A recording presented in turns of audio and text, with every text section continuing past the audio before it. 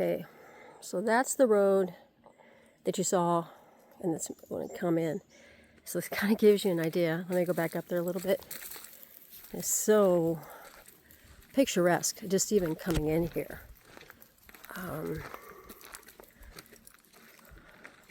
But yeah, just to give you an idea. And then this is just surrounded by lush, full. Come on, Kaylee. Kaylee, come on, baby. So,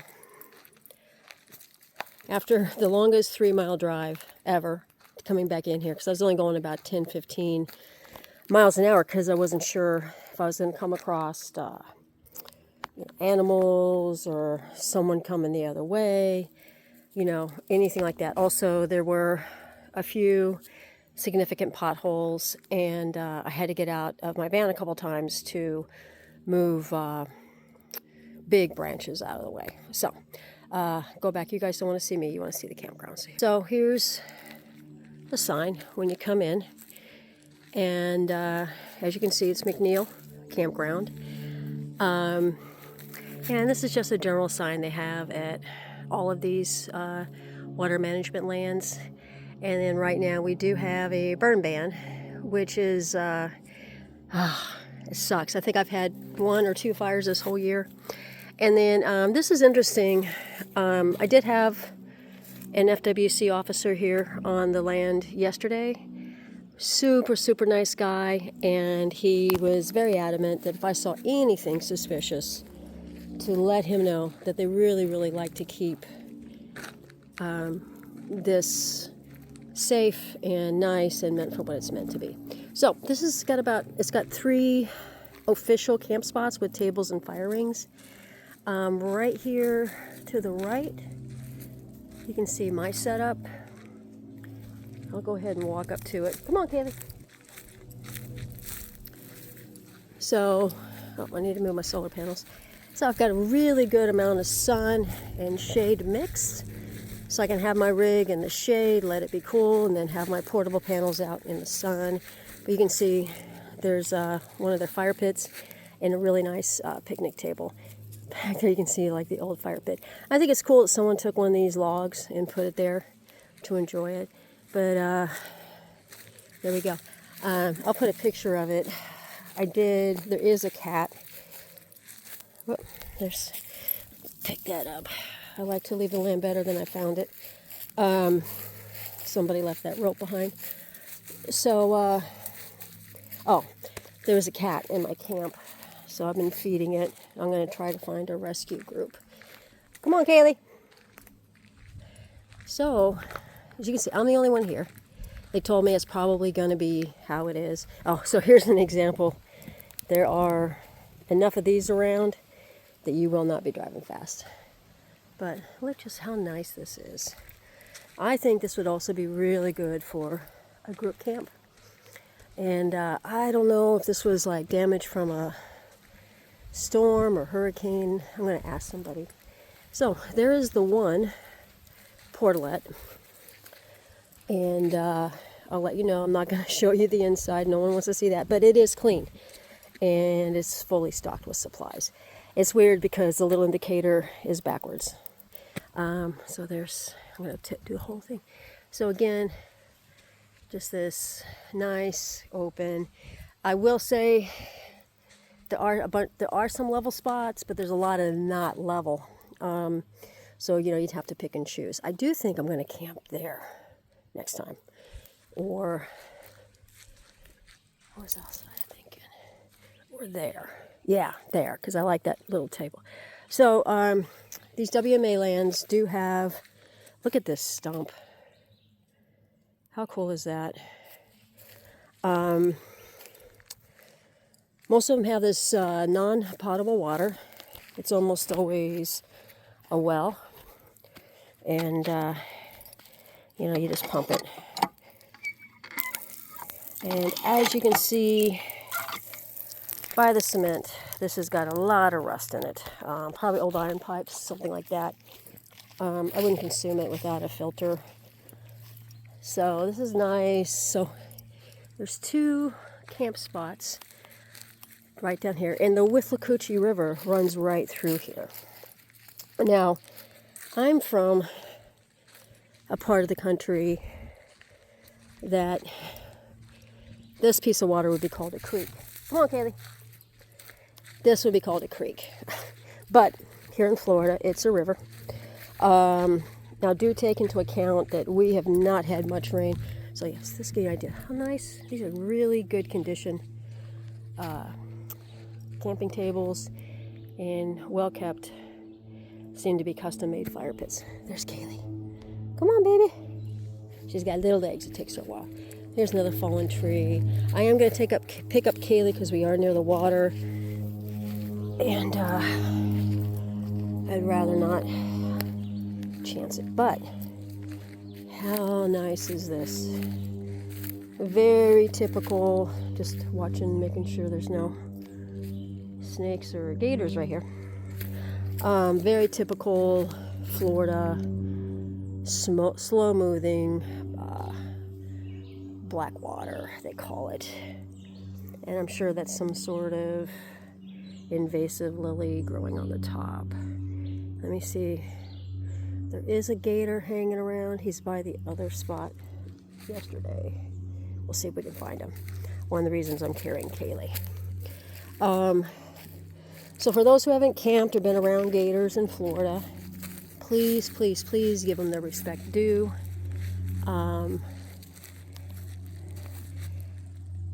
In general, and I mean general in capital letters, you don't bother them, they don't bother you. But you do have to really, really worry about mating season, if they have babies, that sort of a thing. The babies do make a very distinctive sound. You just not want to be around there. Also, my Kaylee's a little 5-pound poodle. She looks like a really good snack, so we just avoid it. I didn't camp down here by the water, even though it's so beautiful. My initial thought was, oh, mosquitoes. And I thought, oh, no, Kaylee looks like a snack. So please don't let the gators keep you from camping, but please be aware before you come outside, make sure there's not around. I have not seen one except this one in the water. I've not seen one of him out of the water, but yeah, just FYI. So you can see there's several spots that people have used to get down to the water. I read from the reviews here that the fishing is very good here. Now, I'm not sure, I haven't put a pull in on this trip because I've just been busy doing other things. But with the water being low, I'm not real sure how good the fishing is. Also, if you catch a catfish and the water's not that cold, sometimes they taste muddy. So yeah, there's that too. But I hear there's several species of fish. Okay, see how beautiful this is? Trying to see if I can find that gator. Oh, that's a log.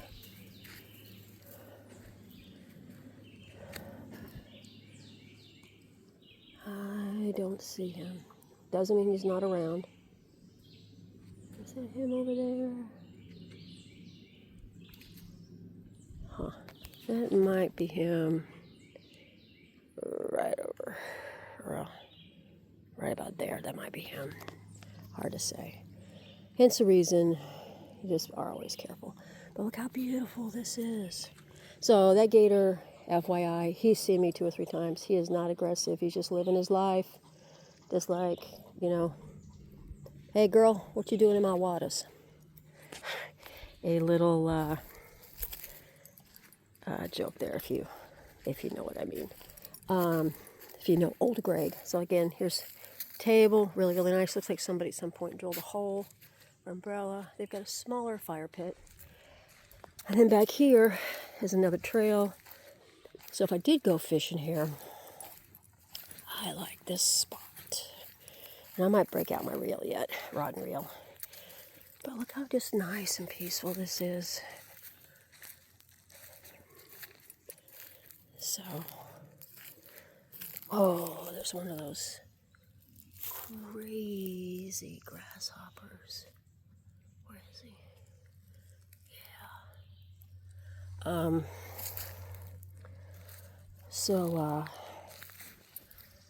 Yeah, we got crazy bugs here in Florida.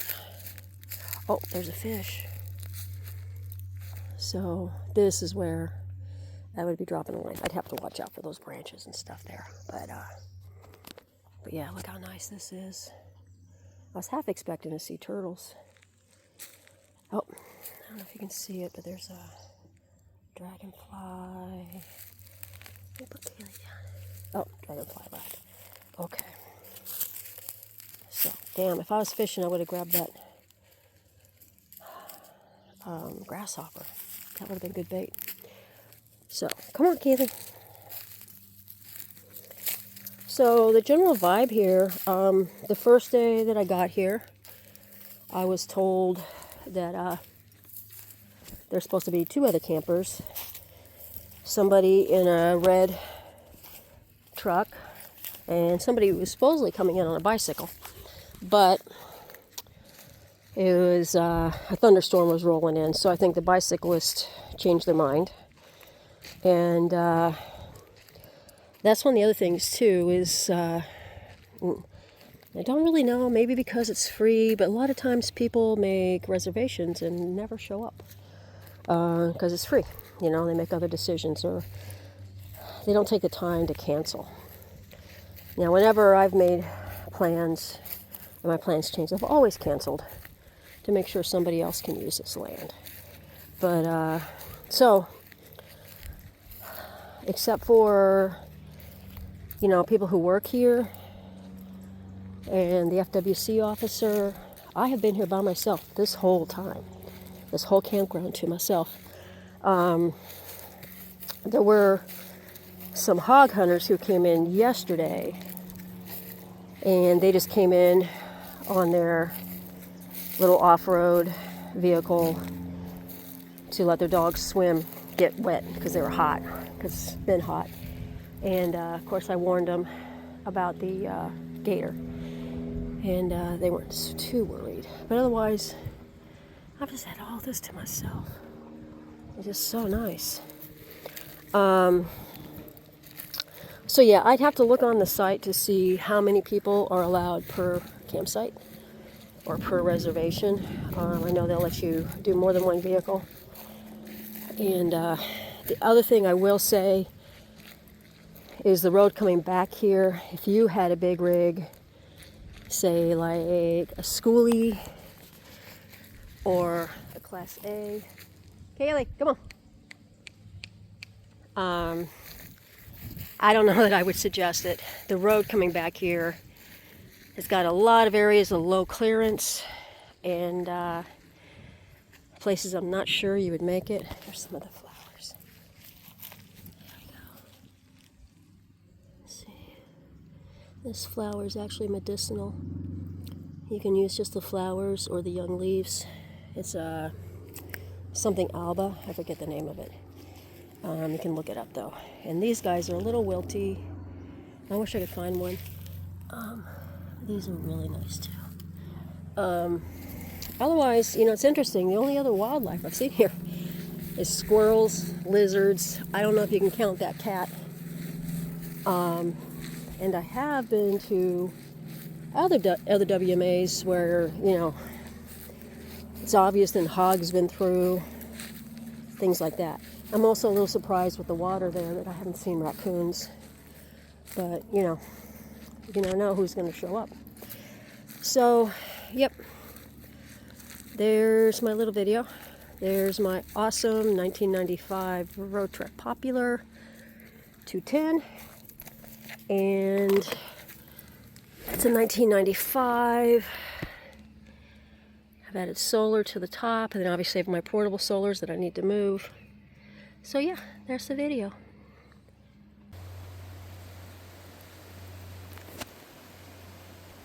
Okay, just something I wanted to say in closing, and my hair's crazy. I think a few reasons why this campground is empty, except for me, is one, A, that road coming down here. It is mentioned on the information page for the campground. It's a 3-mile road to come back in. A lot of people are kind of afraid of those, things like that out here. I got it.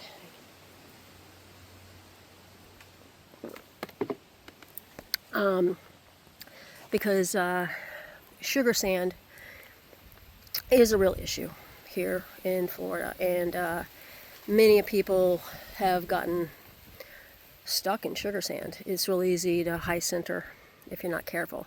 That being said, this is actually a pretty good road. It's very narrow. There's a lot of winding places.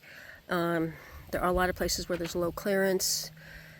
Like I said, you may have to. I had to get out a couple times to get branches down off the road, which to me was a good sign, because we haven't had a lot of high winds lately. So that told me nobody had been down this road in a while. It told me I was probably going to be the only person back here. So I liked it. I didn't mind. I also had to keep myself from not being a real big looky-loo on the way in, because it was just so beautiful, and I had to focus on that road. And like I said, there were several significant potholes, and you know, obviously want to avoid those. There are a few points where there was low branches, and you could see where people had kind of like gone around and kind of adjusted the road. I almost wonder if the people who manage this land have kind of kept it not as accessible as some of the other properties. Almost every other property I've been to in the WMA, at least here in the East Track and West Track, have been very, very accessible. Really nice, well-maintained roads. But this one, you know, just a small road. I have seen there was some water management people coming down here to test the water and stuff. They came back here, you know, in a full-size pickup. But most everyone else I've seen on here has been like in those little off-road things. I think they call them 4x4s here. But, okay, all that being said, this land is boondocking only. There are no hookups. There's no potable water. You saw that pump on the well that was back there. I need to get a tester kit, but I would not consume that water. I would throw it through a filter first. I always keep Sawyer filters on hand to go ahead and filter for drinking water. There's no dump station. There is that one portalet. And this is pack in, pack out. So I have been to a couple of these properties where people trashed it. I mean, there was just like food garbage, and, you know, besides being nasty and not being good stewards of the property, you're also endangering the wildlife by eating, you know, whatever it is was in there, you know, maybe possibly consuming part of the packaging, or old food or moldy food. You know, it can really hurt the wildlife. But please, if you want to enjoy these lands and you want to call yourself a real good boondocker, be a steward of the land. Pack in, pack out. I keep a big bag for groceries. Groceries for trash. And then I have, you know, I usually just make my trash into like grocery size bags. And I put those in that bag. And just put it in the front seat. It's not outside for the animals to get into and tear up and make a mess. You know, maybe that's what happened at the other place. Maybe people didn't know and they left the garbage out and animals got into it. I don't know. But you've got to think. I did a walk around here. I really found very little trash to pick up. Like, I was surprised I just found that piece of rope, because it seems that people who come back here either choose so infrequently or they really respect the property, which is how it should be. So anything else, it's so no facilities, pack in, pack out, boondocking only. My signal for my cell, I have a separate Wi-Fi, has been sporadic at best. I might get a couple hours of some 5G, and then I have many hours of nothing, or just satellite access. So that's something to know here too. So yeah, that's about it. Be a good steward of the land, pay attention, follow the rules, and they'll keep these lands open for us. Everybody I talked to that was staff involved with this land has just been awesome and wonderful. And, I told them I was going to be back. I love this particular property a lot. It's very nice. And they said, oh, good, well, it'd be nice to see you back. So that's it. Longish video with all the add-ons, but, happy camping. See you out there.